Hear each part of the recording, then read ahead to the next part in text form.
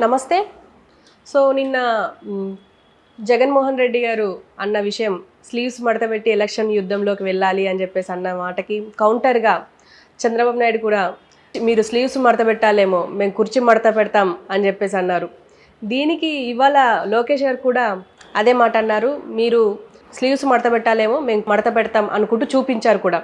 So దీని గురించి senior journalist Jagdev గారు ఏమంటారని మనం తెలుసుకుందాం. నమస్తే సార్. నమస్తే సార్, ఈ స్లీవ్స్ మడత పెట్టడం, కుర్చీ మడత పెట్టడం ఇది ఇప్పుడు బాగా ట్రెండ్ అయిపోతుంది నిన్నటి నుంచి. మీరేమంటారు? ట్రెండ్ అవ్వాలనే కదా వాళ్ళ లైవ్లో వచ్చి లోకేష్ గారు కుర్చీ మడతపెట్టి మరి చూపించింది శంఖారావంలో. అంటే నేను ఇది చాలా సందర్భాల్లో కూడా చెప్పాను. ఇప్పుడు వాళ్ళు నోటుకొచ్చినట్టు మాట్లాడినప్పుడు ఇందులోంచి కూడా ఒక వ్యక్తి నోటుకొచ్చినట్టు మాట్లాడడం, వాళ్ళు నోటుకొచ్చినట్టు ఏవో చేష్టలు చేసి చూపిస్తే ఇక్కడ కూడా వీళ్ళు చేష్టలు చేసి చూపించడం. గతంలో పవన్ కళ్యాణ్ గారు కూడా చెప్పు తీసుకోవడం, చెప్పు చూపిస్తే వెంటనే అటువైపు వ్యక్తి మరి మాకు లేవా చెప్పులు వేయండి 2 చెప్పులు చూపించడం. అంటే చర్యకు ప్రతిచర్య. అంటే వాళ్ళని చేస్తే మేము ఇలా చేస్తే మేము కూడా చేయగలము, మేము కూడా మేసం మెలేయగలము, మేము తొడగొట్టగలము, ఇట్లాగే అయిపోతున్నాయి. ఇప్పుడు దానికి చాలామంది నా మిత్రుడు కూడా ఉన్నాడు ఒకను. తను ఏమంటాడంటే వాళ్ళేదో అన్నారు, వీళ్ళు ఎప్పటి నుంచో ఉన్న టీడీపీ ఇప్పుడు వైసీపీ వాళ్ళు అంటున్నారు, ఆ ట్రెండ్ ఇప్పుడు స్టార్ట్ చేశారు వాళ్ళు వైసీపీ వాళ్ళు. అంటే ఈ 2019 నుంచి నోటికొచ్చిన మాట్లాడడం కానీ వాడు వీడు అనడము, తర్వాత టీడీపీ వాళ్ళు కూడా స్టార్ట్ చేశారు. స్టార్ట్ చేస్తే మరి ఉండాలి కదరా అని అంటే తను ఏమన్నాడంటే అలాగే అవుతుంది, వాళ్ళకి సంస్కారం లేదు వీళ్ళకి లేదా, వాళ్ళేదో గడ్డి తిన్నారని వీళ్ళు తింటారా, అది కరెక్ట్ కాదు కదా, ఇంకలాగా ఒకరికొకరు అనుకుంటే అది ఎక్కడికి వెళ్తుంది అన్నారు. మరి అలా తప్పదు, పులి సవారి అలాగే ఉండాలి అని చెప్పాను నేను. అంటే ఎలా ఉంటుంది, ఒకవేళ వీళ్ళు తమాయించుకొని పోన్లే అని మాట్లాడినప్పుడు సంస్కారం వచ్చి మాట్లాడినప్పటికీ కూడా ఇంకా అవతల వాడు రెచ్చిపోతున్నాడు అనుకోండి, కిందన్న కార్యకర్తలు వాళ్ళతోడ కూడా తిరిగే మంది అనుయాయులు అది అనుచరులు వాళ్ళందరూ కూడా అన్న వాళ్ళంత నోటికొచ్చిన మాట్లాడుతానన్నా మీరు ఏదో చేయండి అన్న మీరు గట్టిగా ఇవ్వాలన్న వాళ్ళకి అంటే ఇద్దాం. అలా ఇస్తేనే వాళ్ళకి ఒక ఉత్సాహం, మీ వెనక మేము పనిచేస్తున్నామన్నా, మీరు తగ్గకూడదన్నా, మీకేం తక్కువ అన్నా, ఎట్లా మాట్లాడే వాళ్ళు కూడా ఉంటారు. సో అట్లాంటి నాయకుడు అలా ఉన్నప్పుడు మరి తప్పదు. కొన్ని సందర్భాల్లో కార్యకర్తల తృప్తి కోసమో, కార్యకర్తలు వేళల కోసమో, లేదంటే చప్పట్ల కోసమో కొన్నిసార్లు మాట్లాడాల్సి వస్తుంది. సో ఆ సిద్ధంలో జగన్మోహన్ రెడ్డి గారు మడతబెట్టి యుద్ధానికి రెడీ. జనరల్గా ఎవరైనా మన ఫైటింగ్ వెళ్ళినప్పుడు ఏంట్రా అనుకుని వెళ్తారు కదా, కామన్. అది ఆఫ్ హ్యాండ్ చేసినప్పుడు కూడా ఇలాగా అంటుంటాడు, ఫుల్ హ్యాండ్స్ అంటే ఇప్పుడు మడత పెట్టచ్చు. సో అదొక బాడీ గెస్చర్ అయిపోయింది యుద్ధంలో భాగం అని, అంటే గొడవలో భాగం అని. సో ఆయన అలాగనడం, దీనికి వాళ్ళు చంద్రబాబు గారు కూడా కుర్చీలు మడత పెడతామని ఆయన ఎందుకు అన్నాడంటే, మీ కుర్చీకి ఎసరు పెడుతున్నాం, ఇంకేం లేదు, మీరు కుర్చీ మడత పెట్టుకుని ఇంటికి వెళ్ళిపోవాల్సిందే, నెక్స్ట్ మీకు ఆ కుర్చీలు ఏవి ఉండవు, నెక్స్ట్ మాదే ప్రభుత్వం ఉద్దేశంలో ఆయన ఏదో అన్నారు. దాన్ని ఈయన మరి కుర్రోడు కదా, మరి కాస్త కొంచెం మసాలా యాడ్ చేసి చైర్నే తీసుకొచ్చి, అవి పాత చైర్లు పైగా, ఇప్పుడు ఆ చైర్స్ ఉండట్లేదు, అప్పుడు ఐరన్ ఉండేవి, ఇప్పుడు అన్నీ ఈ ప్లాస్టిక్ నీలికమ్మలు వచ్చేసాయి. సో అవి ఐరన్ బాగుండేవి, అవి చాలా ఈజీ క్యారీ చేయడానికి కూడా. ఫోల్డ్ చేసేస్తే వరుసగా ఒక చిన్న ట్రాక్టర్లోనే ఇంచుమించు 2-3 వేలు చైర్స్ పంపించేసేవారు, అంత సన్నంగా ఉండేవి. సో ఆ కుర్చీ, దానికి తోడు ఈ మధ్యకాలంలో ఒక సినిమా కూడా వచ్చింది, ఏదో గుంటూరు కారంలో కుర్చీ మడతబెట్టి అనే సాంగ్ బాగా, సినిమా హిట్ అవ్వకపోయినా సాంగ్ బాగా హిట్ అయింది, వైరల్ అయింది. సో ప్రస్తుత కాలమాన పరిస్థితుల్లో ప్రస్తుతం ట్రెండ్లో ఏం నడుస్తుందో దాన్ని యూటిలైజ్ చేసుకొని పబ్లిసిటీలోకి వెళ్ళేవాడు కూడా అసలైన రాజకీయ నాయకుడు నా అభిప్రాయం. అంటే ఇప్పుడు అంతకుముందు కేటీఆర్ గారు చాలా దాన్ని ఏమంటారు, అసెంబ్లీ ఎన్నికలకు వెళ్ళినప్పుడు రంగస్థలంలో ఉన్న సాంగ్స్ అని వాడుకున్నారు ఆయన. ఆ గట్టునుంటావా ఈ గట్టునుంటావా రంగస్థలంలో సాంగ్ ఉంటుంది.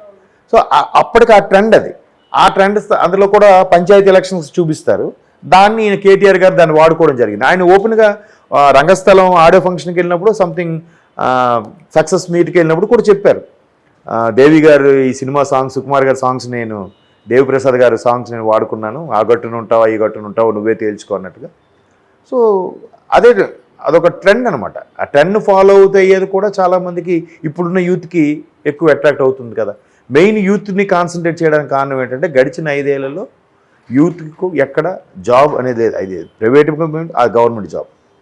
ఎందుకంటే 2019లో ఫర్ ఎగ్జాంపుల్ బీటెక్ జాయిన్ అయ్యాడు అనుకుందాం 2019లో, సరిగ్గా 4 ఏళ్ళు రిలీవ్ అయిపోతాడు.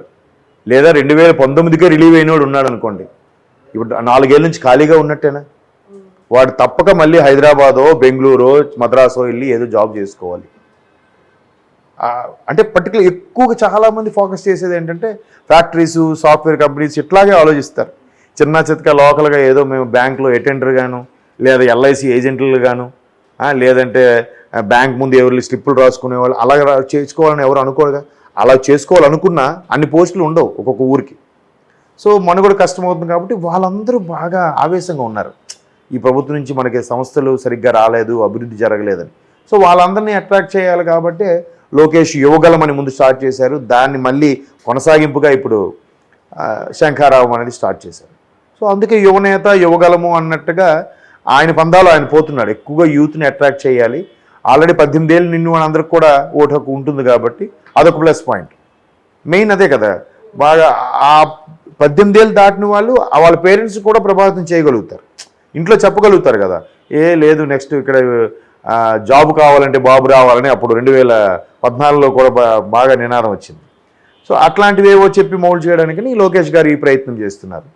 బట్ వాళ్ళు అంత దారుణంగా మాట్లాడుతున్నప్పుడు మనం మాట్లాడకపోతే బాగుండదు అనుకుంటున్నారు, లేదంటే అలా మాట్లాడకపోతే మనం కూడా ప్రస్తుత రాజకీయాల్లో కొనసాగలేమనుకుంటున్నారో ఒకరికొకరుగా విమర్శలు అవుతూనే ఉన్నాయి. ఆ మధ్యకాలంలో రోజా గారికి ఇంతకుముందే చెప్పాను, రోజా గారు చేసిన వ్యాఖ్యల మీద బండారు సత్యనారాయణ గారు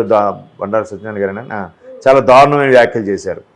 మీ భవిష్యత్, మీ పాస్ట్ ఏంటంటే నాకు తెలుసు, మీరు ఎట్లా సినిమాల్లో ఉన్నారో, ఎటువంటి సినిమాలు చేశారో అని చాలా, అది మరి అండ్ ఎక్స్ట్రీమ్ లెవెల్కి వెళ్ళిపోయింది. మరి అదే అంటున్నాను కదా, అవి ఎక్కడికి వెళ్తున్నాయో తెలియట్లేదు, పర్సనల్ లైఫ్లోకి వెళ్ళిపోతున్నారు. ఇప్పుడు వీళ్ళు కూడా ఫస్ట్ వీళ్ళు ఏమడిగినా కూడా పవన్ కళ్యాణ్ 3 పెళ్లి చేసుకున్నారని అడుగుతున్నారు. చంద్రబాబు గారికి వెన్నుపోటు అదొకటే, పవన్ కళ్యాణ్ గారికి 3 పెళ్ళిళ్ళు. వీళ్ళు ఏదడిగినా ప్రభుత్వ సమస్యల గురించి అలాగే మాట్లాడండి. అది ఎలా మాట్లాడతారు?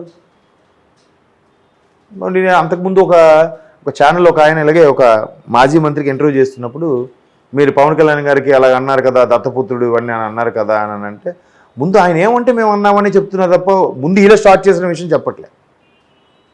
వాళ్ళకి ఇప్పుడు వైసీపీ వాళ్ళకి కూడా కోపం ఉంది. 2014లో చంద్రబాబు గారు ఉంటేనే అనుభవజ్ఞుడు కాబట్టి ఆయన ఇలాంటి సందర్భంలో డెవలపింగ్ సంబంధంలో రాష్ట్రానికి ఒక రాజధాని లేదు అనుకుంటున్న నేపథ్యంలో చంద్రబాబు గారు వస్తేనే బాగుంటుంది అనుకుని ప్రజలు ఆయన గెలిపించారు. దానికి తోడు పవన్ కళ్యాణ్ గారు కూడా చంద్రబాబు గారికి మద్దతు ఇచ్చారు. అది కాస్త కొంచెం ప్లస్ అయింది. సో వీళ్ళకి ఎట్లా ఫీలింగ్ ఉండిపోయిందంటే పవన్ కళ్యాణ్ లాంటి వ్యక్తి కూడా చంద్రబాబుకు సపోర్ట్ చేయడం వల్లే మేము ఓడిపోయామని కొంతమంది అభిప్రాయం, అందరూ కాదు. కానీ పవన్ కళ్యాణ్ వల్లే గెలిచారంటే నేను ఒప్పుకోను. చంద్రబాబు గారు మేనియా కూడా ఉంది. ఆ టైంలో అభివృద్ధికి పట్టం కట్టారు. ఆ టైంలో అనుభవజ్ఞుడు, క్యాపిటల్ లేదు కాబట్టి ఈయనైతే క్యాపిటల్ ఆల్రెడీ సైబరాబాద్ లాంటి నగరాన్ని నిర్మించిన అనుభవం ఉంది కాబట్టి ఈయనైతే కరెక్ట్గా చేయగలుగుతాడని ఈయనకి చేశారు. బట్ ఆయన దానికి మద్దతు పలికాడు పవన్ కళ్యాణ్. సో ఆయనకి ప్యాకేజీ ఇచ్చాడు, అందుకే ఆయన చెప్పాడు ప్యాకేజీ స్టార్ అని.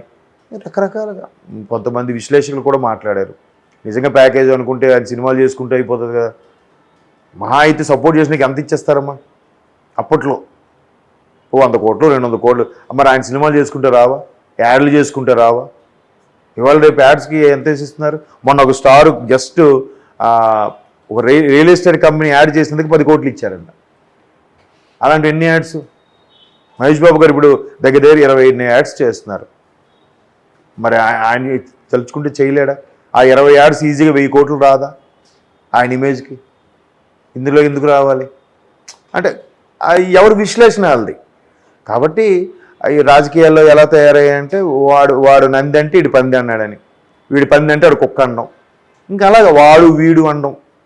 గతంలో నాకు బాగా గుర్తు, టీడీపీ హయాంలో స్పీకర్గా ఎవరు ప్రతిభా భారతి గారు ఉండేవారు. ప్రతిభా భారతి గారు స్పీకర్గా ఉన్నప్పుడు రాజశేఖర రెడ్డి గారు ఒక సందర్భంలో అమ్మ అని సంబోధించారు అసెంబ్లీ సమావేశాలు. ఆవిడ దానికి ఇది అసెంబ్లీ బయట మామూలు ఇది కాదు, మీరు అమ్మ అని అనకూడదు అన్నట్టుగా ఆవిడెవరో ఖండించారు. ఖండిస్తే దానికి రాజశేఖర రెడ్డి గారు బయటకు వచ్చాక ప్రెస్ మీట్ పెట్టి కూడా అసలు మేడం అనే దానికి తెలుగులో ఏమని పిలుస్తారు, ఏమని అంటారు, అమ్మగారు అని అంటాం కదా, అది తప్పు ఏంటంటే ఎలా అవుద్దని. అంటే అక్కడ అంత హుందాలో కూడా ఊరికే అధికార పక్షంకి ప్రతిపక్షంకి అటువంటి చర్చ. ఇప్పుడు అది లేదు కదా. వాడు వీడు అంటే సభలో అనకపోవచ్చు కానీ బయటకు వచ్చాక ఆడవ సన్నాసి అంటే వీడు వెంటనే ఆడవ 420 అంటాడు, వీడంటాడు ఆడవ వెధవ అంటాడు, వీడంటాడు ఆడవ శాడిస్ట్ అంటాడు. ఇంకా మరి కొత్త కొత్త పదాలు, కొత్త కొత్త తిట్లు. మరి తప్పట్లేదు. ఇప్పుడు ఒక 10 సార్లు మీరు నాకు తిట్టినప్పుడు నేను 11 సార్లు తిట్టకపోతే ఇంకెందుకు? నాకు అప్పుడు ఏం లేదురా, వీడికి అసలు పౌరుషమే లేదురా, వీడి ఉండి వేస్ట్రా అన్నట్టుగా అంటారు జనాలు కూడా అట్లాగే ఉన్నారు. ఒకడు అందరూ ఒకప్పుడు సుభాష్ చంద్రబోస్ గారు అనేవారట, గాంధీ గారు ఒక చెంప చూస్తే ఇంకో చెంప చూపించమనేవారట కొడితే. సుభాష్ చంద్రబోస్ గారు అలా కాదంట, ఒకటి కొడితే నువ్వు తిరిగి 2 వాయించి అని చెప్పేవారట. అట్లా ఒక విధంగా అంటే కొంతమంది అభిప్రాయం ఏంటంటే అలాగ చేశారు కాబట్టే ప్రపంచ దేశాల్లో కొన్ని సింగపూరు, జర్మనీ లాంటి దేశాలతో కలిసి ఆయన యుద్ధం ప్రకటించాడు కాబట్టి బ్రిటిష్ వాళ్ళు భయపడ్డారు అనే ఒకటి కూడా ఒక వాదం ఉంది. మేబీ అలా కూడా ఉండొచ్చు. బట్ ఇవాళ రేపు అహింస శాంతంగా ఉండి ఆడు ఎన్ని తిట్టినా అలా ఉన్నా ఉంటే అవతల వాడు రియలైజ్ అవ్వట్లేదు. గాంధీగిరి చేస్తామంటే అవ్వట్లేదు. అది శంకర్దాదా జిందాబాద్ సినిమా వచ్చింది, అవి పోయాయి. గాంధీగిరి చేస్తే ఆడు మరికొంచెం రెచ్చిపోయి వీడి చేత కాదు కానీ ఇంక వీడి వస్తువులు వాడుకోవడం, వీడిని ఇష్టాసారంగా పిలవడం అన్నీ చేస్తున్నాడు. అరే మనం ఎంత చేసినా వీడు పడుతున్నాడా, వీడు ఎంత మంచోడు అనే కోణం పోయింది. కాబట్టి వాళ్ళు చొక్కా మడతబెట్టి చూపిస్తే వీళ్ళు కుర్చీలు మడతబెట్టి చూపిస్తున్నారు. మరి ట్రెండ్కి అనుగుణంగా ఫాలో అవ్వాలిగా, తప్పదు. అలా లేకపోతే ప్రస్తుత రాజకీయాల్లో మనుగడ లేదు కదా. సై అంటే సై అనాలి. వాళ్ళు సిద్ధం అంటే వీళ్ళు సిద్ధం అన్నారు అంటే ఏంటి, మేము సిద్ధం ఉన్నట్టు అని. ఆయన తెలివిగా శంఖారావు అన్నాడు. శంఖారావు అంటే ఏంటి, యుద్ధానికి ముందు శంఖమూర్తి యుద్ధం రండి అని పిలిచినట్టే కదా. చూడండి ఎంత సిమిలర్గా ఉన్నాయో టైటిల్స్ కూడా.